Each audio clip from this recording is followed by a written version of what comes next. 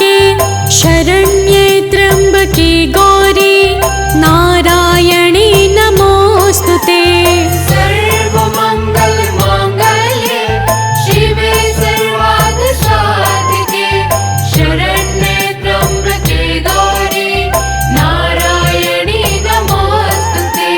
सर्वमंगल मांगल्ये शिवे सर्वार्थ साधिके शरण्ये त्र्यम्बके गौरी नारायणी नमोस्तुते। सर्वमंगल मांगल्ये शिवे सर्वार्थ साधिके शरण्ये त्र्यंबके गौरी नारायणी नमोस्तुते।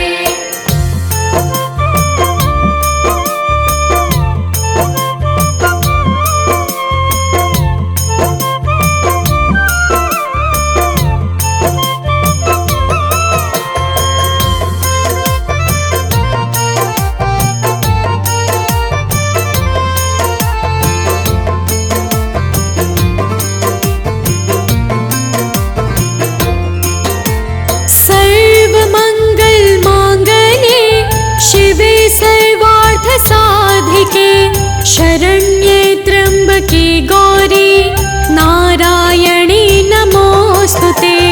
सर्वमंगल मांगल्ये शिवे सर्वार्थ साधिके शरण्ये त्र्यंबके गौरी नारायणी नमोस्तुते। सर्वमंगल मांगल्ये शिवे सर्वार्थ साधिके शरण्ये त्र्यम्बके गौरी नारायणी नमोस्तुते। सर्वमंगल मांगल्ये शिवे सर्वार्थ साधिके शरण्ये त्र्यंबके गौरी नारायणी नमोस्तुते।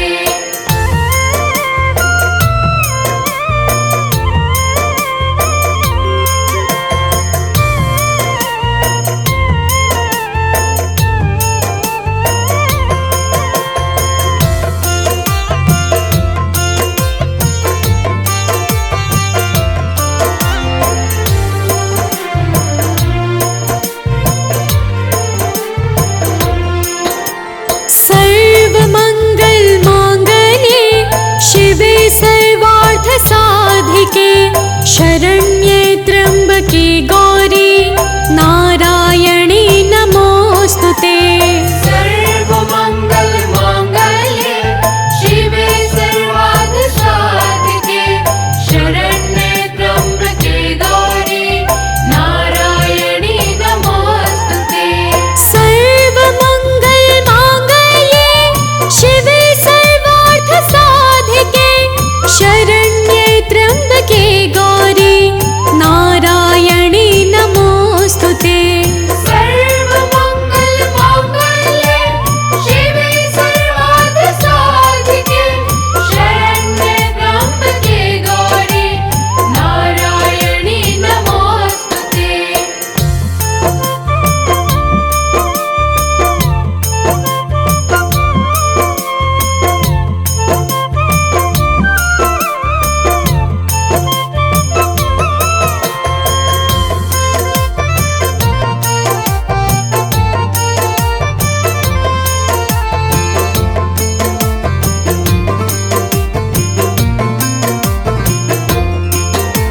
सर्वमंगल मांगल्ये शिवे सर्वार्थ साधिके शरण्ये त्र्यम्बके गौरी नारायणी नमोस्तुते।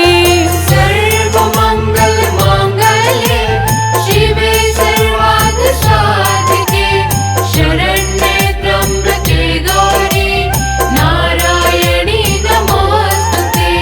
सर्वमंगल मांगल्ये शिवे सर्वार्थ साधिके शरण्ये त्र्यम्बके गौरी नारायणी नमोस्तुते।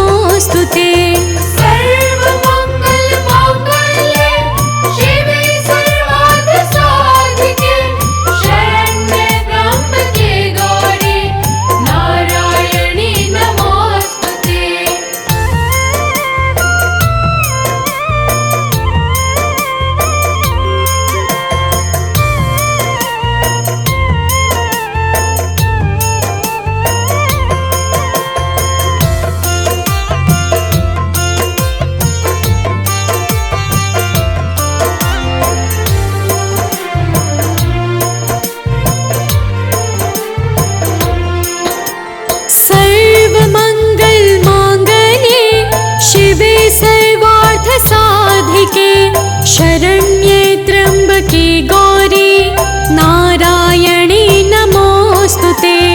सर्वमङ्गल माङ्गल्ये शिवे सर्वार्थसाधिके शरण्ये त्र्यम्बके गौरी नारायणी नमोऽस्तुते। सर्वमङ्गल माङ्गल्ये शिवे सर्वार्थसाधिके शरण्ये त्र्यम्बके गौरी नारायणी नमोऽस्तुते। सर्वमङ्गल माङ्गल्ये शिवे सर्वार्थसाधिके शरण्ये त्र्यम्बके गौरी नारायणी नमोऽस्तुते।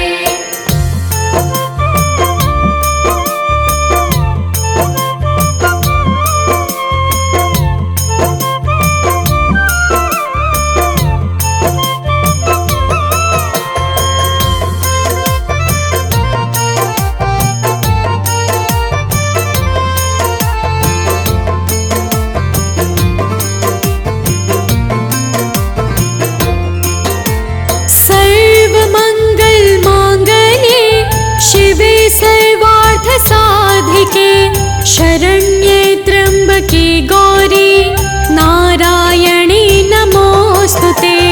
सर्वमङ्गल माङ्गल्ये शिवे सर्वार्थसाधिके शरण्ये त्र्यम्बके गौरी नारायणी नमोऽस्तुते। सर्वमङ्गल माङ्गल्ये शिवे सर्वार्थसाधिके शरण्ये त्र्यम्बके गौरी नारायणी नमोऽस्तुते। सर्वमङ्गल माङ्गल्ये शिवे सर्वार्थसाधिके शरण्ये त्र्यम्बके गौरी नारायणी नमोऽस्तुते।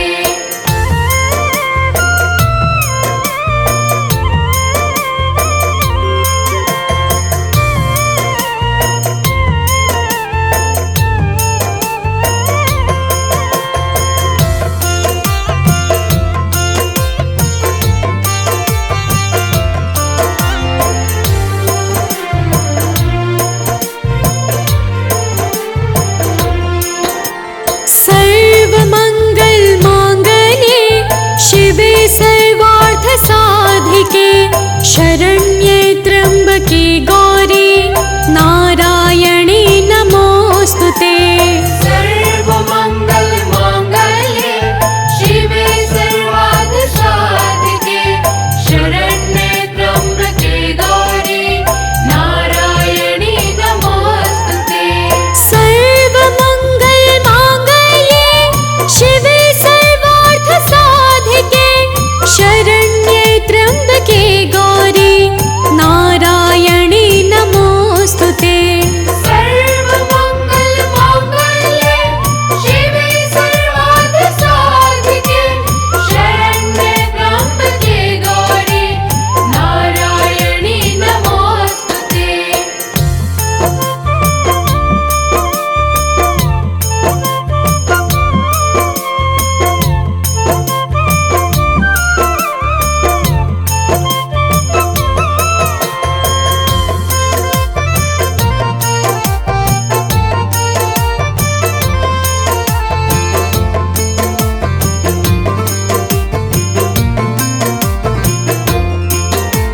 सर्वमङ्गल माङ्गल्ये शिवे सर्वार्थसाधिके शरण्ये त्र्यम्बके गौरी नारायणी नमोऽस्तुते। सर्वमङ्गल माङ्गल्ये शिवे सर्वार्थसाधिके शरण्ये त्र्यम्बके गौरी नारायणी नमोऽस्तुते। सर्वमङ्गल माङ्गल्ये शिवे सर्वार्थसाधिके शरण्ये त्र्यम्बके गौरी नारायणी नमोऽस्तुते। सर्वमङ्गल माङ्गल्ये शिवे सर्वार्थसाधिके शरण्ये त्र्यम्बके गौरी नारायणी नमोऽस्तुते।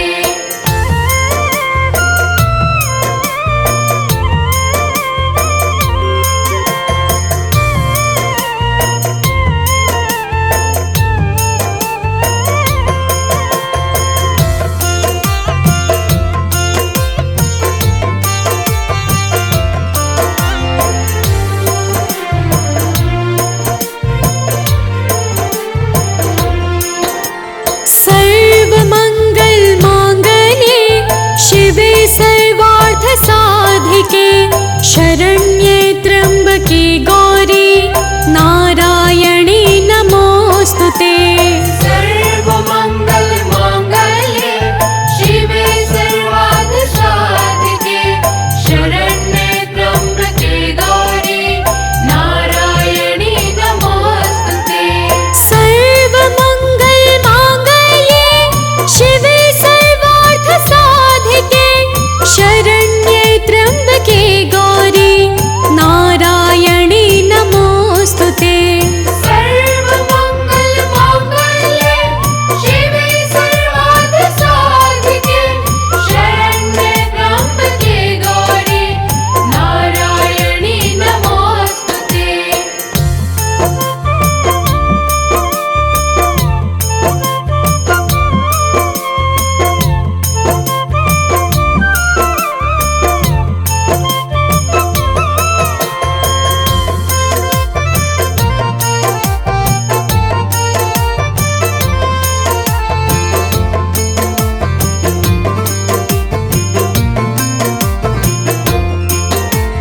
सर्वमङ्गल माङ्गल्ये शिवे सर्वार्थसाधिके शरण्ये त्र्यम्बके गौरी नारायणी नमोऽस्तुते। सर्वमङ्गल माङ्गल्ये शिवे सर्वार्थसाधिके शरण्ये त्र्यम्बके गौरी नारायणी नमोऽस्तुते। सर्वमङ्गल माङ्गल्ये शिवे सर्वार्थसाधिके शरण्ये त्र्यम्बके गौरी नारायणी नमोऽस्तुते।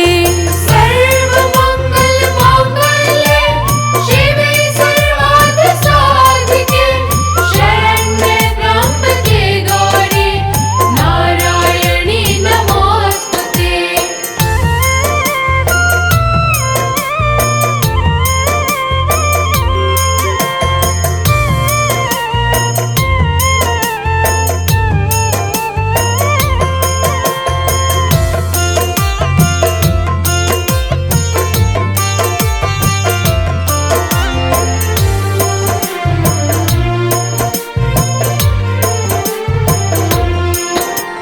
सर्वमङ्गल माङ्गल्ये शिवे सर्वार्थसाधिके शरण्ये त्र्यम्बके गौरी नारायणी नमोऽस्तुते। सर्वमङ्गल माङ्गल्ये शिवे सर्वार्थसाधिके शरण्ये त्र्यम्बके गौरी नारायणी नमोऽस्तुते। सर्वमङ्गल माङ्गल्ये शिवे सर्वार्थसाधिके शरण्ये त्र्यम्बके गौरी नारायणी नमोऽस्तुते। सर्वमङ्गल माङ्गल्ये शिवे सर्वार्थसाधिके शरण्ये त्र्यम्बके गौरी नारायणी नमोऽस्तुते।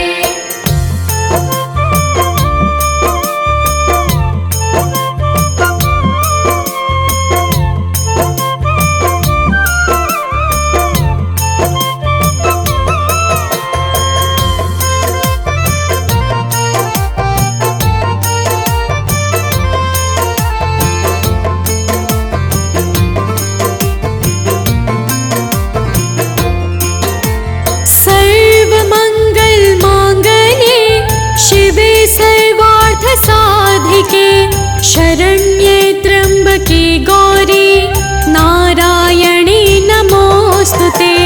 सर्वमङ्गल माङ्गल्ये शिवे सर्वार्थसाधिके शरण्ये त्र्यम्बके गौरी नारायणी नमोऽस्तुते। सर्वमङ्गल माङ्गल्ये शिवे सर्वार्थसाधिके शरण्ये त्र्यम्बके गौरी नारायणी नमोऽस्तुते।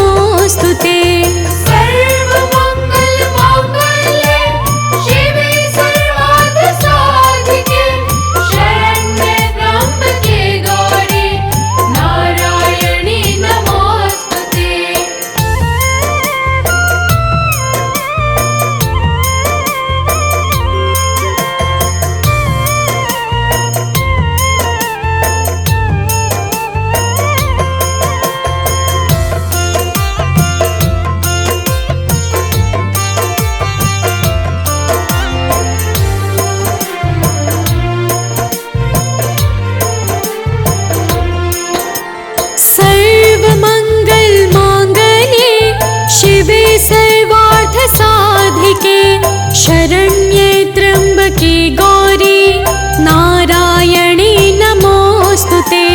सर्वमङ्गल माङ्गल्ये शिवे सर्वार्थसाधिके शरण्ये त्र्यम्बके गौरी नारायणी नमोऽस्तुते। सर्वमङ्गल माङ्गल्ये शिवे सर्वार्थसाधिके शरण्ये त्र्यम्बके गौरी नारायणी नमोऽस्तुते।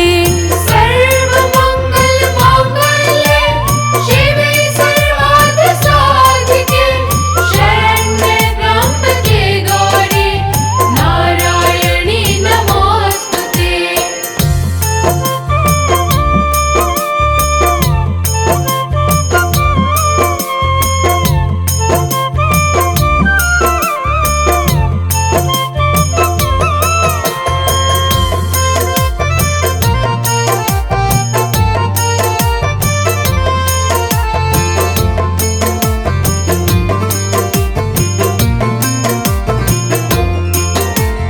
सर्वमङ्गल माङ्गल्ये शिवे सर्वार्थसाधिके शरण्ये त्र्यम्बके गौरी नारायणी नमोऽस्तुते।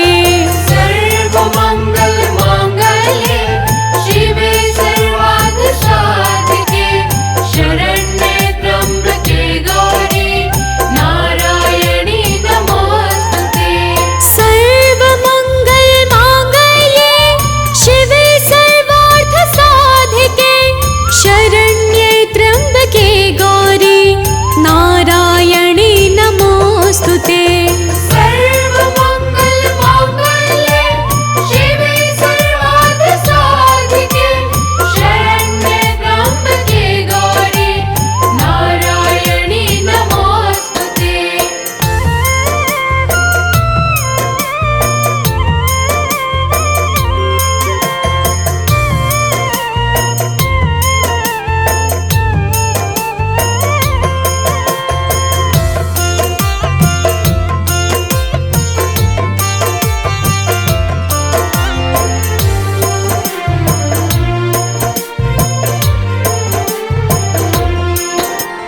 सर्वमङ्गल माङ्गल्ये शिवे सर्वार्थसाधिके शरण्ये त्र्यम्बके गौरी नारायणी नमोऽस्तुते।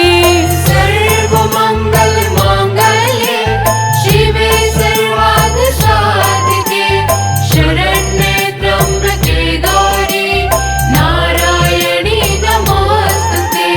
सर्वमङ्गल माङ्गल्ये शिवे सर्वार्थसाधिके शरण्ये त्र्यम्बके गौरी नारायणी नमोऽस्तुते। सर्वमङ्गल माङ्गल्ये शिवे सर्वार्थसाधिके शरण्ये त्र्यम्बके गौरी नारायणी नमोऽस्तुते।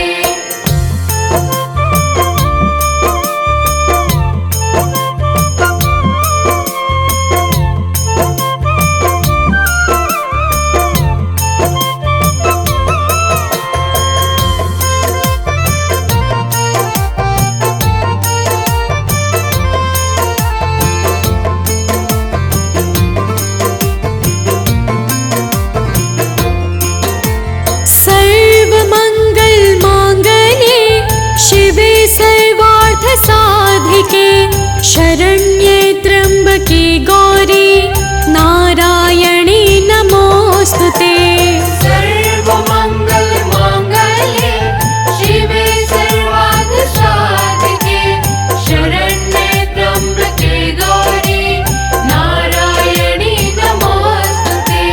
सर्वमङ्गल माङ्गल्ये शिवे सर्वार्थसाधिके शरण्ये त्र्यम्बके गौरी नारायणी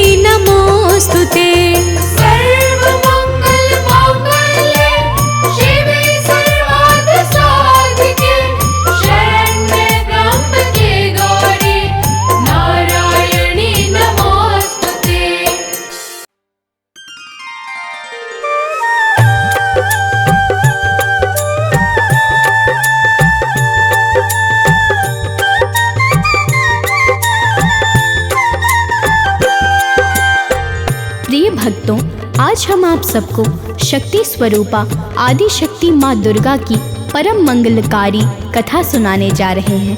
जड़ को भी चैतन्य बनाने वाली ऊर्जाओं की मूल माता शक्ति हैं। इन्हीं की कृपा से सृष्टि का निरंतर संचालन हो रहा है। तो आइए ऐसे कृपामयी माँ दुर्गा की दिव्य लीलाओं को जानते हैं इस गाथा के माध्यम से। तो प्रेम से बोलिए भक्तों, दुर्गा माता की जय। हम आदि शक्ति माँ दुर्गा की शुभ कथा सुनाते हैं, पावन कथा सुनाते हैं। सिंह वाहिनी माँ अम्बे की गाथा गाते हैं, हम कथा सुनाते हैं। माता के नाम हजार, माता की शक्ति अपार, सच्चा माँ का दरबार, सब देव करे जयकार। कैसे माँ का अवतार हुआ हम यह बतलाते हैं, पावन कथा सुनाते हैं। सिंह वाहिनी माँ अम्बे की गाथा गाते हैं, हम कथा सुनाते हैं। माता के नाम हजार, माता की शक्ति अपार, सच्चा माँ का दरबार, सब देव करे जयकार। भक्तजनों, माता दुर्गा को भगवती, परमेश्वरी, भवानी, महिषासुरमर्दिनी आदि शक्ति तथा परम सनातनी आदि अनेकों नाम से संबोधित किया जाता है। ब्रह्मांड के संपूर्ण पर प्राणियों को चेतन शक्ति इन्हीं की दया से प्राप्त होती है। इस कारण इन्हें माता शक्ति भी कहते हैं। वेदों और पुराणों में उद्भव, स्थिति तथा संहार इन तीनों अवस्थाओं की मूल और इनका परम कारण माता दुर्गा को ही माना गया है। इनका हृदय समुद्र की भांति परम विशाल तथा महिमा अपार और अथाह है। माता के चरणों में जो भी जाता है उसे निश्चित ही सुख, समृद्धि तथा मोक्ष की प्राप्ति होती है। तो प्रेम से बोलिए भक्तों, दुर्गा माता की जय। जग जननी माँ दुर्गा की है महिमा अपरंपार, परम विराट स्वरूप में इनके स्थित है संसार। सूर्य चंद्रमा भाव सहित माता को ध्याते हैं, इंद्र आदि सब देव सदा इनके गुण गाते हैं। सृष्टि के कण कण में जलती है माँ की ज्योति, 14 भुवन में जय जय है होती। निराकार से किस प्रकार माँ शक्ति बनी साकार, कहते हैं हम कथा यही सब सुनो हृदय में धार। सतयुग की है बात आज हम तुम्हें बताते हैं, पावन कथा सुनाते हैं। सिंह वाहिनी माँ अम्बे की गाथा गाते हैं, हम कथा सुनाते हैं। माता के नाम हजार, माता की शक्ति अपार, सच्चा माँ का दरबार, सब देव करे जयकार। प्रिय भक्तों, माता दुर्गा का निराकार से साकार रूप में प्राकट्य कैसे हुआ, आइए जानते हैं कथा के माध्यम से। पौराणिक साक्ष्यों के अनुसार सतयुग में रंभ और करंभ नाम के 2 दैत्य हुए। करंभ को देवराज इंद्र ने छल करके मार दिया और रंभ ने अग्निदेव की तपस्या करके उनसे महाप्रतापी पुत्र का वरदान मांगा। मनोवांछित वर पाके जब वह दैत्य लौट रहा था तब उसकी दृष्टि एक भैंस पर पड़ी और फिर दोनों में प्रेम हो गया। उन दोनों के संयोग से एक बालक उत्पन्न हुआ जिसका नाम पड़ा महिषासुर। तो प्रेम से बोलिए भक्तों, दुर्गा माता की जय। महिष और उस दानव से एक पुत्र हुआ बलवान, नाम पड़ा महिषासुर जिसका कहते वेद पुराण। बाल्यकाल से ही वह छल विद्या में था संपन्न, उसे देख कर दैत्य सभी होते थे बहुत प्रसन्न। बड़ा महत्वाकांक्षी था वह, करता नित्य विचार, किस प्रकार से हो मेरा सब लोगों पे अधिकार। कैसे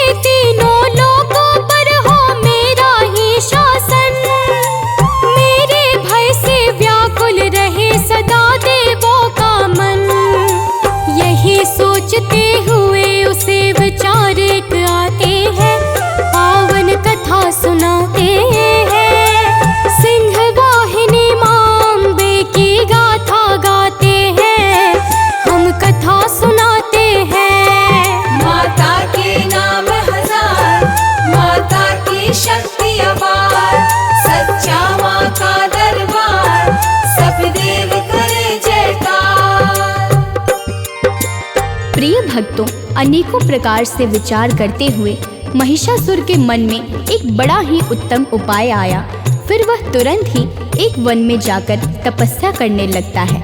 उसकी तपस्या से प्रसन्न होकर ब्रह्मा जी प्रकट हो जाते हैं और कहते हैं कि हे वत्स, अब तुम्हारी तपस्या पूर्ण हुई, इसीलिए नेत्र खोलो और अपना मनोवांछित वरदान मांगो। ब्रह्मदेव को अपने सम्मुख देखकर वह प्रसन्नता पूर्वक शीश झुकाकर कहता है कि हे विधाता, यदि आप मुझ पर प्रसन्न हैं तो कृपा करके मुझे अमर बना दीजिए। तो प्रेम से बोलिए भक्तों, दुर्गा माता की जय। ब्रह्मदेव को शीश झुका के अतिशय हर्षा कर कहता है दानव की मुझे बना दो नाथ अमर। ब्रह्मदेव बोले सृष्टि का है ये अटल विधान, इसमें अमर नहीं कोई दानव पशु या इंसान। इस कारण हठ को अपने मन से अब तुम त्यागो, ईश्वर के अतिरिक्त अन्य जो चाहे वह मांगो। सुन के दानव बोला मन में करके विविध विचार, गर्भ से जन्मा जीव सके ना कोई मुझको मार। एवमस्तु कह ब्रह्मा जी निज लोक सिधाते हैं, पावन कथा सुनाते हैं। सिंह वाहिनी मांबे की गाथा गाते हैं, हम कथा सुनाते हैं। माता के नाम हजार, माता की शक्ति अपार। सच्चा माँ का दरबार, सब देव करे जयकार। प्रिय भक्तों, इस प्रकार महिषासुर ब्रह्मदेव से मनचाहा वरदान प्राप्त करके अपने स्थान लौट आया और दैत्यों को एकत्रित करने लगा। जब 10 दिशाओं से समस्त दानव शक्तियां एकत्रित हो गईं, तब उसने पृथ्वी और पाताल पर आक्रमण करके अपना अधिकार कर लिया। फिर कुछ प्रमुख दैत्यों को लेकर वह स्वर्ग पे भी जा पहुंचा। जब यह समाचार देवराज इंद्र को मिला तो वे भी देवताओं को लेकर उसके सम्मुख पहुंच गए। तो प्रेम से बोलिए भक्तों, दुर्गा माता की जय।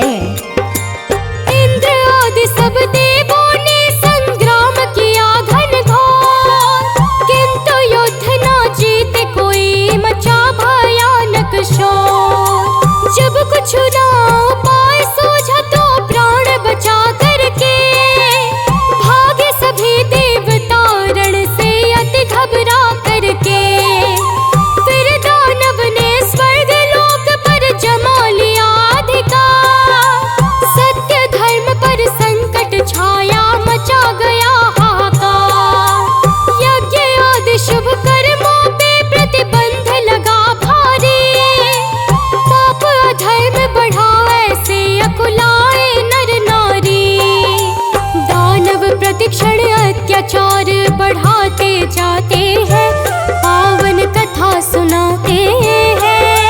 सिंह वाहिनी मांबे की गाथा गाते हैं, हम कथा सुनाते हैं। माता के नाम हजार, माता की शक्ति अपार। सच्चा माँ का दरबार, सब देव करे जयकार।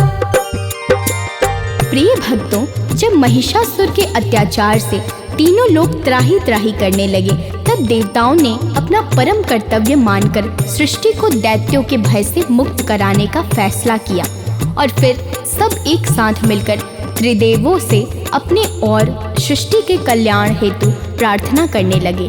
देवताओं की समस्या और दैत्यों का अत्याचार सुनकर त्रिदेवों ने विचार किया कि महिषासुर को कोई गर्भ से जन्मा प्राणी तो मार सकता नहीं, इसीलिए इसका कुछ अन्य ही उपाय करना होगा।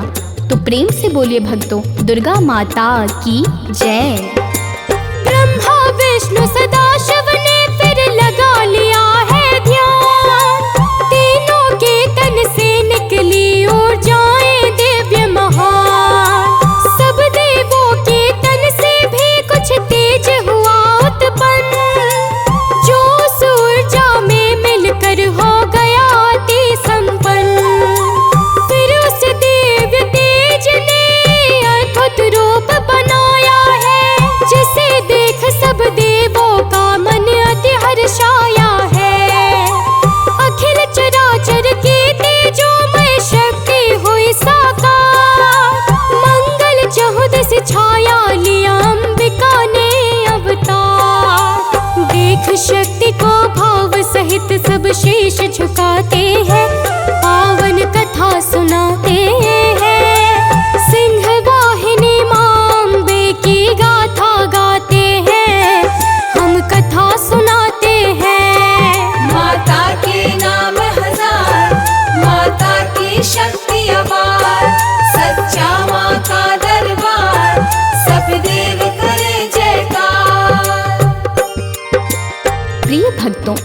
परम तेजस्विनी देवी को देखते ही त्रिदेव सहित समस्त देवता भावपूर्वक शीश झुकाकर उसका अभिनंदन करते हैं। फिर महिषासुर की अपार शक्तियों को देखते हुए सब अपने अपने दिव्य अस्त्र शस्त्र उस देवी को प्रदान करते हैं, जिसमें भगवान विष्णु सुदर्शन चक्र, भगवान शंकर त्रिशूल और ब्रह्मा जी एक दिव्य कमंडल देते हैं। इसी प्रकार देवराज इंद्र अपना वज्र, यमराज कालदंड, पर्वतराज हिमालय एक सिंह और अन्य देवी देवता भी उस देवी को भेंट स्वरूप अपने अपने दिव्य अस्त्र और शस्त्र प्रदान करते हैं। तो प्रेम से बोलिए भक्तों, दुर्गा माता की जय। शीश मुकुट सोने का सोहे गले सुशोभित माल, अस्त्र शस्त्र से बना है देवी का स्वरूप विकराल। सबने मिलकर दिया है उस देवी को दुर्गा नाम, फिर कर जोड़ किया चरणों में सादर दंड प्रणाम। माता ने पूछा अपने आवाहन का उद्देश्य, तब देवों ने बतलाया सब अपना कष्ट कलेश।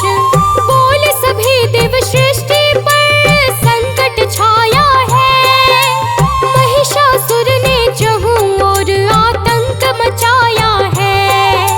वर के कारण उसे कोई भी मार न पाते हैं, पावन कथा सुनाते हैं। सिंह वाहिनी मांबे की गाथा गाते हैं, हम कथा सुनाते हैं। माता के नाम हजार, माता की शक्ति अपार, सच्चा माँ का दरबार, सब देव करे जयकार।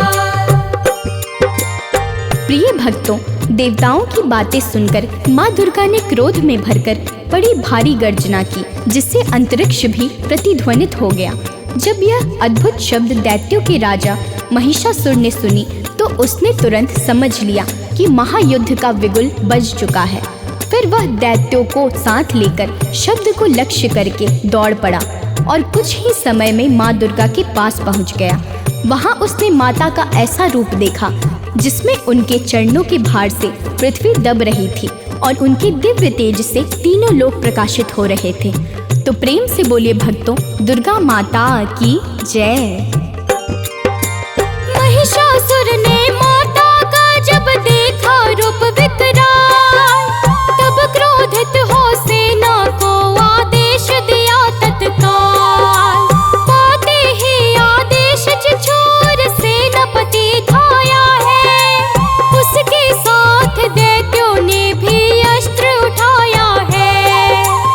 एक संग सब माँ दुर्गा पे करने लगे प्रहार, पल भर में ही लगे बरसने तीर और तलवार। माँ दुर्गा फिर तो त्रिशूल निज हाथ उठाती है, दैत्यों के सब आयुधों को काट गिराती है। इसे देख बाष्कल महाहनु भी आ जाते हैं, पावन कथा सुनाते हैं। सिंह वाहिनी मांबे की गाथा गाते हैं, हम कथा सुनाते हैं। माता के नाम हजार, माता की शक्ति अपार, सच्चा माँ का दरबार, सब देव करे जयकार। प्रिय भक्तों, जब माता दुर्गा दैत्यों के समस्त शक्तियों को निष्फल कर देती हैं, तब चतुरंगिणी नाम का सेनापति उदग्र, महाहनु वाष्कल और असीलोमा जैसे प्रमुख सैनिकों को साथ लेकर माता दुर्गा को चारों ओर से घेर कर उन पर दिव्य अस्त्रों का प्रहार करने लगता है। परंतु माता दुर्गा खेल खेल ही में उनके समस्त अस्त्रों शस्त्रों को काटकर एक भीषण प्रहार करती है, जिससे कुछ ही समय में समस्त दैत्य सेना का नाश हो जाता है। तो प्रेम से बोलिए भक्तों, दुर्गा माता की जय। चक्षुर दैत्य ने देखा जब सेना का अपने नाश, तो उसने माता पे फेंका अपना घातक पाश। माँ ने उसका पाश काट कर किया त्रिशूल प्रहार, क्षण भर में ही प्राण त्याग वो गया है यम के द्वार। फिर उदग्र संग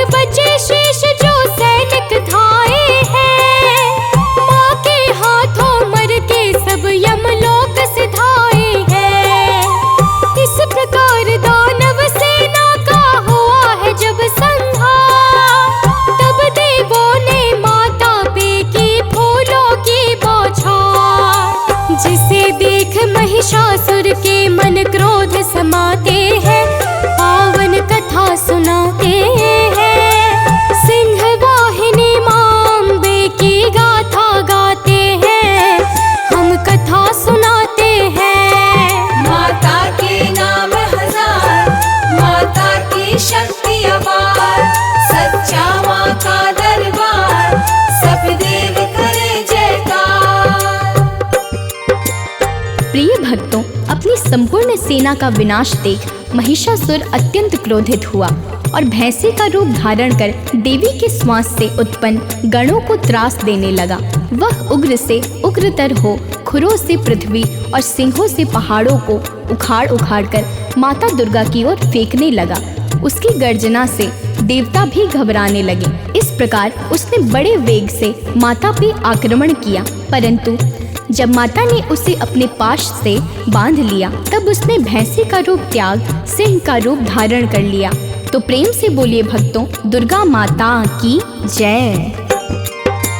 माँ दुर्गा ने जब उसके मस्तक पर किया प्रहार, तब वह पुरुष रूप में आकर दौड़ा ले तलवार। फिर माँ ने जब उसके पुरुष रूप को बांध दिया, तब उसने धारण हाथी का रूप तुरंत किया। हाथी के स्वरूप में अपनी सूंड बढ़ा करके लगा खींचने माँ के सिंह को दैत्य पकड़ करके। जिसे देख माता के मन में छाया क्रोध अपार, तत्क्षण सूंड काट दी माँ ने कर त्रिशूल से वार।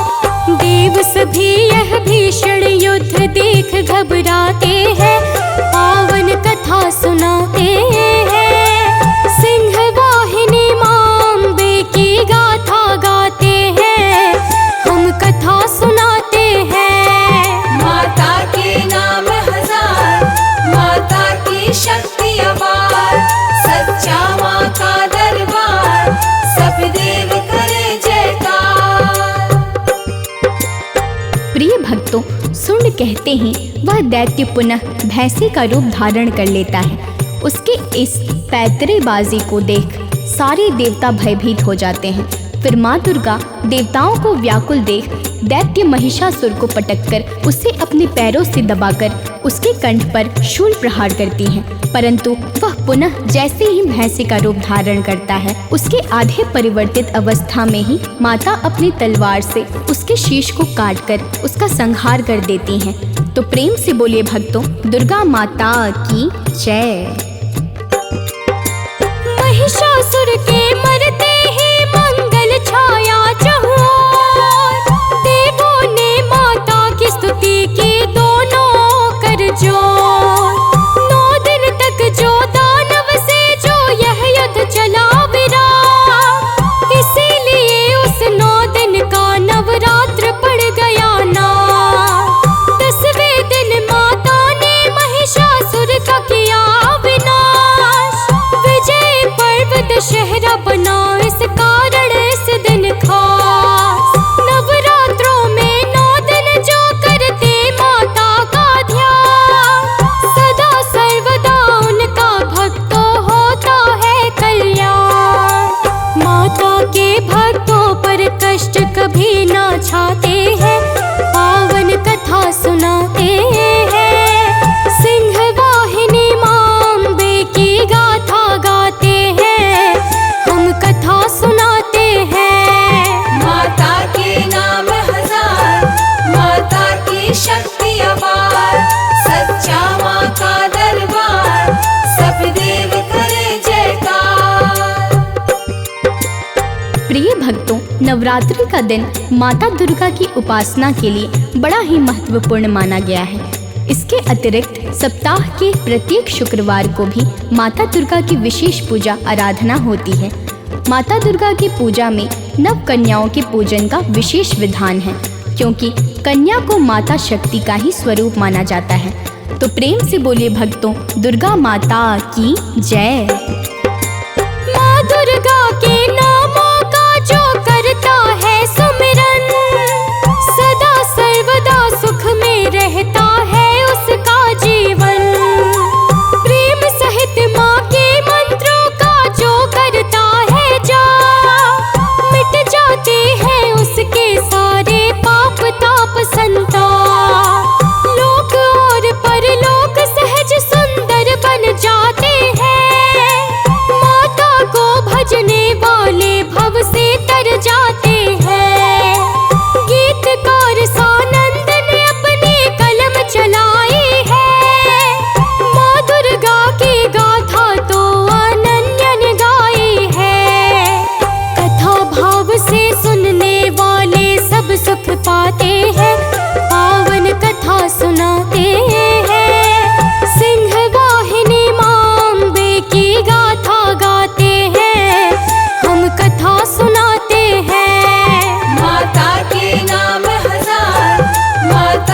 शक्ति अपार, सच्चा माँ का दरबार, सब देव करे जयकार।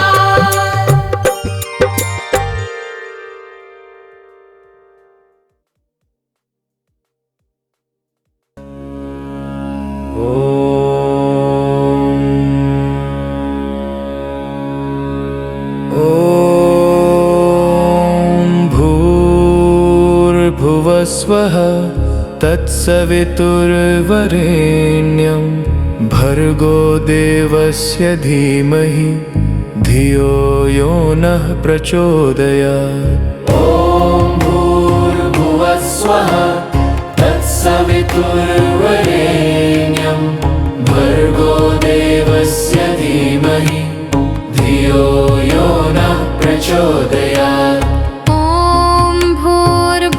स्वः तत्सवितुर्वरेण्यं भर्गो देवस्य धीमहि धियो यो नः प्रचोदयात्। ॐ भूर्भुवः स्वः तत्सवितुर्वरेण्यं भर्गो देवस्य धीमहि धियो यो नः प्रचोदयात्। भूर्भुवः स्वः तत्सवितुर्वरेण्यं भर्गो देवस्य धीमहि धियो यो नः प्रचोदयात्। ॐ भूर्भुवः स्वः तत्सवितुर्वरेण्यं भर्गो देवस्य धीमहि धियो यो नः प्रचोदयात्।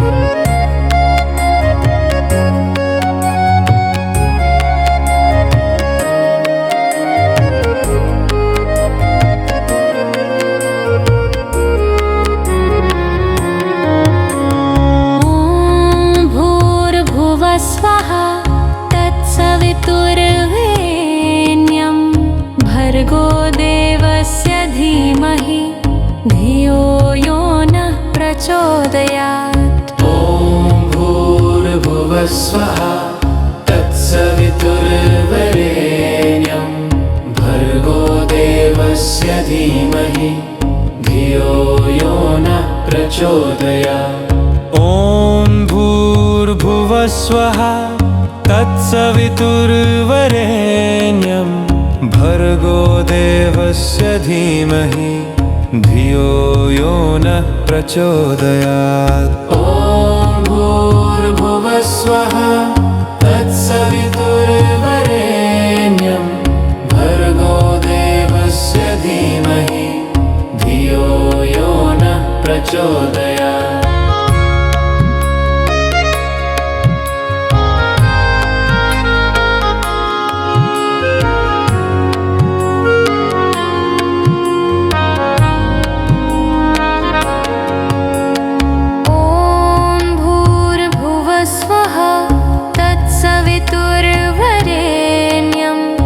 भर्गो देवस्य धीमहि धियो यो नः प्रचोदयात्। ॐ भूर्भुवः स्वः तत्सवितुर्वरेण्यं भर्गो देवस्य धीमहि धियो यो नः प्रचोदयात्।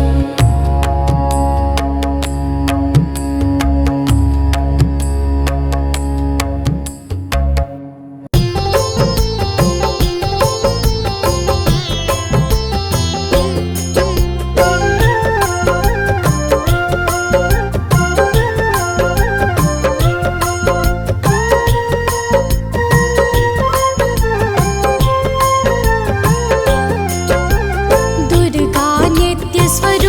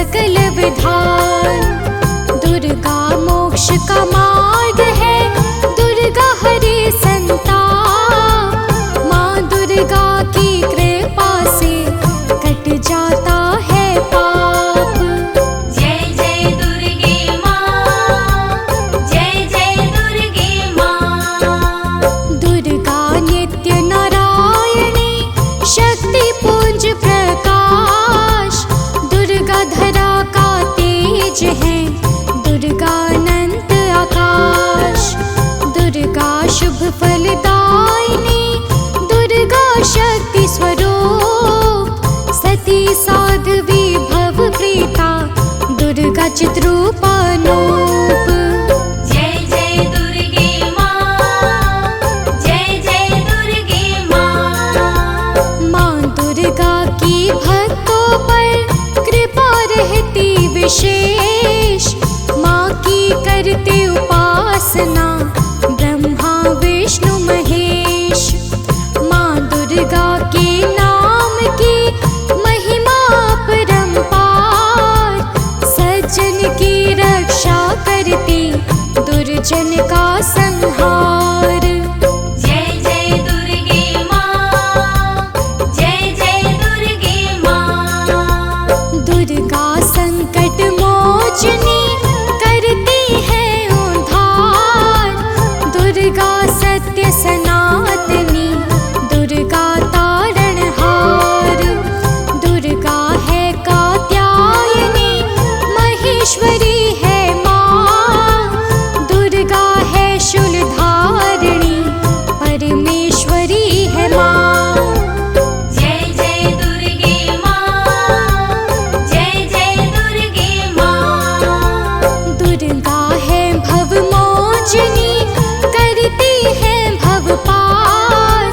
ममतामयी माँ हरती है कष्ट कलेश विकार। दुर्गा है दुख नाशिनी, दुर्गा मुक्ति का द्वार। दुर्गा पाप विनाशिनी, दुर्गा धर्म का सार। जय जय दुर्गे माँ, जय जय दुर्गे माँ। दुर्गा ही सद्कर्म है, दुर्गा है निष्काम। अष्टभुजाधारी माँ को करते हम प्रणाम। महाविद्या महालक्ष्मी, दुर्गा के अवतार। दुर्गा ही निराकार है, दुर्गा ही साकार। जय जय दुर्गे माँ, जय जय दुर्गे माँ। दुर्गा चित्त की शुद्धि है, दुर्गा रस की खान। दुर्गा की अमृत वाणी से करते मंगल गान। दुर्गा नाम अमूल्य है, जिसका ना कोई मोल।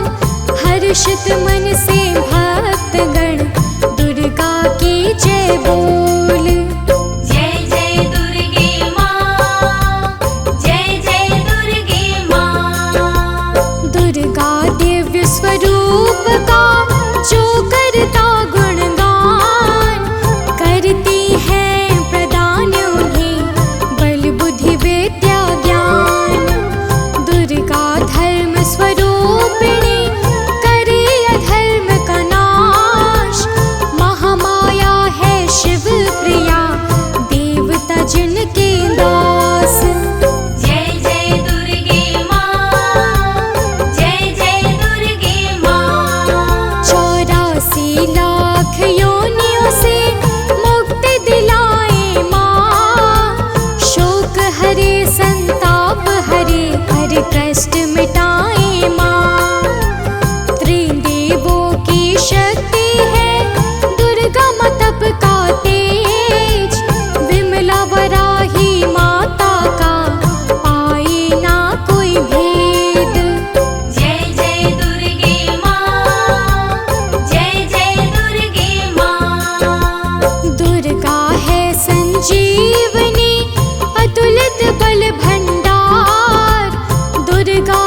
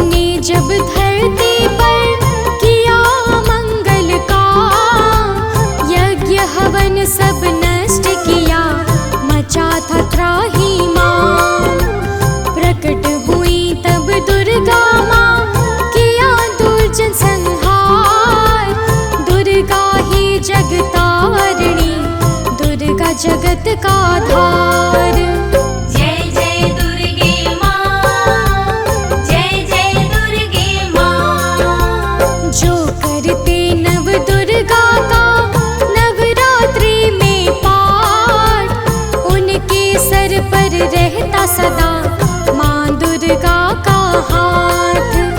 दुर्गा के नव रूप का जो भी धरता ध्यान, जग जननी माँ करती है भक्तों का कल्याण। जय जय दुर्गे माँ, जय जय दुर्गे माँ। धन वैभव बढ़ता है उनका, कट जाता है पाप। कल्याणी महारानी माँ का जो करते हैं जाप। 52 शक्ति पीठों से देते हैं मंगल दान।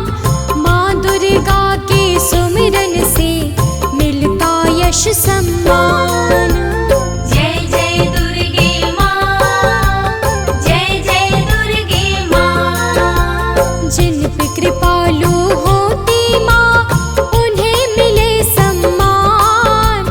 दुर्गा माँ उनको देती है अक्षय वर का दान।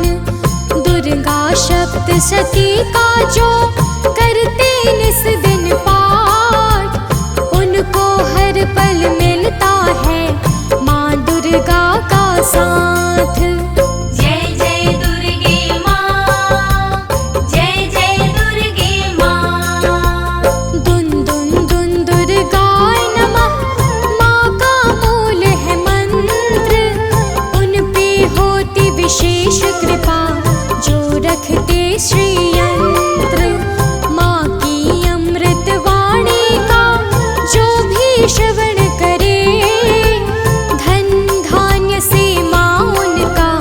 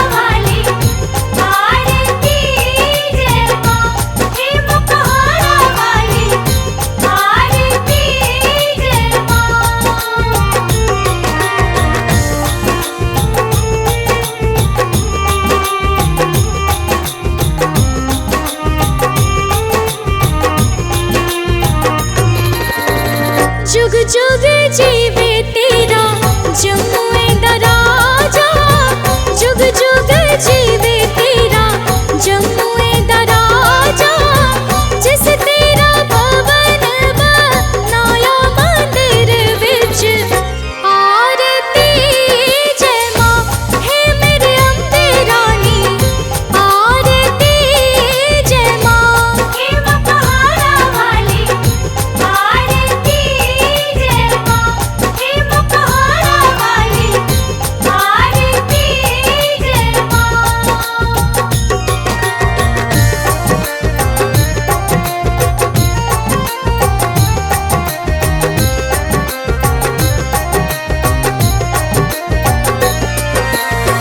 सिमर चरण तेरा ध्यान यश गावे, जो ध्यावे सो वो फल पावे। रखवाने दी लाज मंदिर विच, आरती जय मां सोने मंदिरा वाली, आरती जय मां। हे मां पहाड़ा वाली, आरती जय मां। हे मां पहाड़ा वाली, आरती जय मां।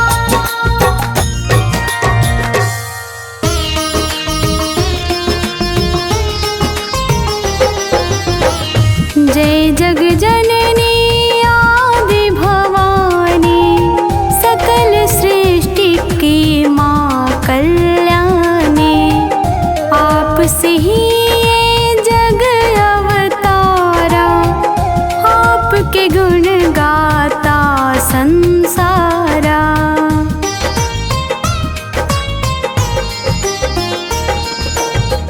ब्रह्मा विष्णु ध्यान लगावत, शिव शंकर माँ के गुण गावत। नारद शारद शीश झुकाते, माँ दुर्गा के मंगल गाते। तिहु लोक माँ तेरी ख्याति, ऋषि मंडली है गुण गाती। ज्योति निराली जगमग होती, ममतामयी है माँ इकलौती।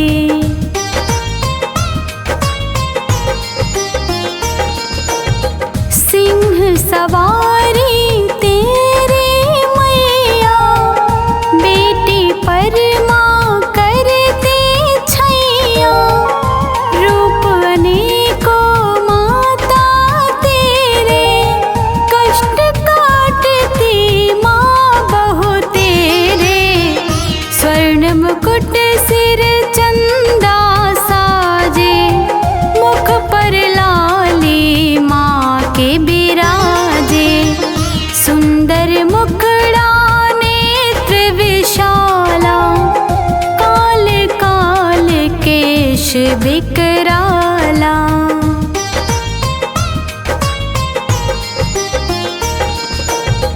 कनक समान बदन सुहावे, लाल चुनरिया जगमन भावे।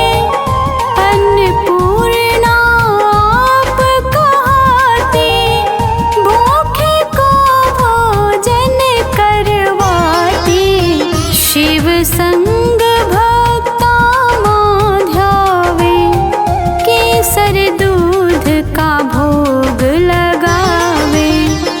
कण कण में माँ आप बिराजी, मंदिर मंदिर माता साजी।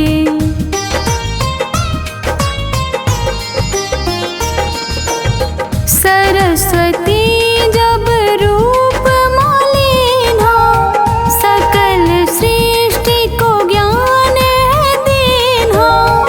वीणा की माता ने सुनाई, मधु संगीत धरा पर आए। काली रूप जो माँ ने लीना, दुष्टों का संहार है कीन्हा। भक्तों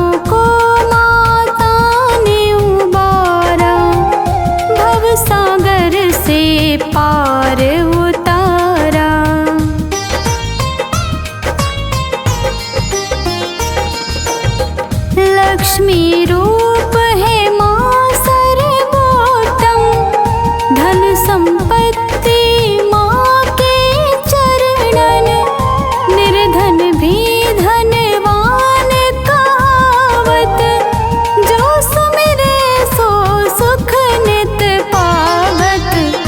महिषासुर ने देव सताए, देव सबहि माँ शरण में आए। देव वचन सुन क्रोध है कीन्हा, मृत्यु दंड दानव को दीन्हा।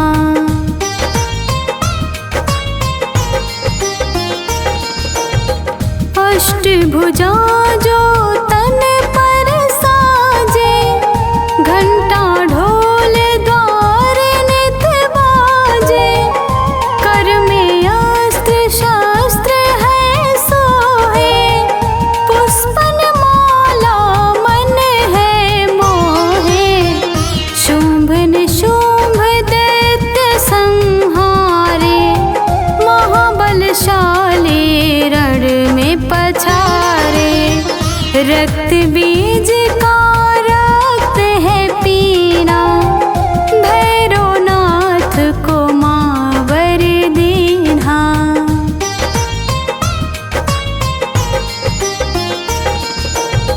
रूप जो ज्वाला वेद बखाने, नित नर नारी आते ध्याने। साचे मन जो माँ को ध्यावे, छोटे फंद सुगति फल पावे। नगर कोट में माता आई, कृपा भक्तों पर बरसाई। शिव की शक्ति आप कहाई, अष्ट सिद्धियाँ शिव ने पाई।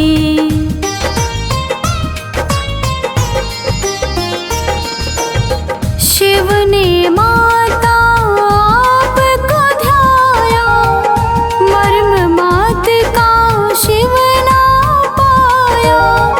महामाया मायादे भवानी, भक्तों की मातु कल्याणी।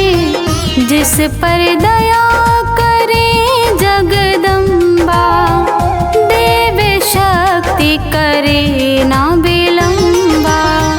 देती माया स्थान शरण में, भक्ति परम मिले भजनन में।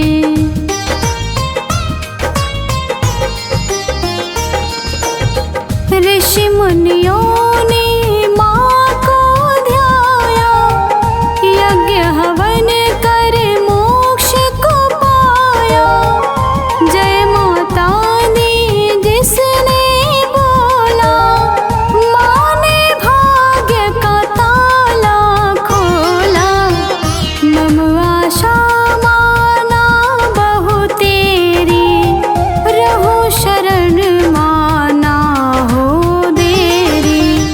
दुर्गा चालीसा जो कोई गावे, सकल सृष्टि से सद्गति पावे।